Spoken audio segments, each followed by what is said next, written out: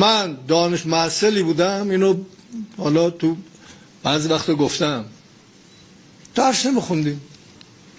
تو دوره مدرسه و دبیرستان یه سال رد شدیم، بعدم رفتم هنرستان. 12 صفحه بلا ما جزوه داده بودن، آخرش به معلممون میگفتیم آقا تخفیف نمیدی، یعنی یک کمی هم کمش کن. همین آدم رفتم خدمت، برگشتم از این رو به اون رو شده، همون آدم بودم همون، ولی یه ضربتی به من خورد، رفتم تو جامعه سرم به سنگ خورد، پا شدم. وقتی سرم به سنگ خورد، وقتی در جامعه دیدم نامردی هست و باید، و منم نمیخوام زیر باری برم، برگشتم به درون خودم، باید یه کاری بکنم. همین که تصمیم گرفتم باید یه کاری بکنم، شد این چی که الان شما تازه هنوز خیلی کارا میتونستم بکنم که نتونستم آزاد کنم.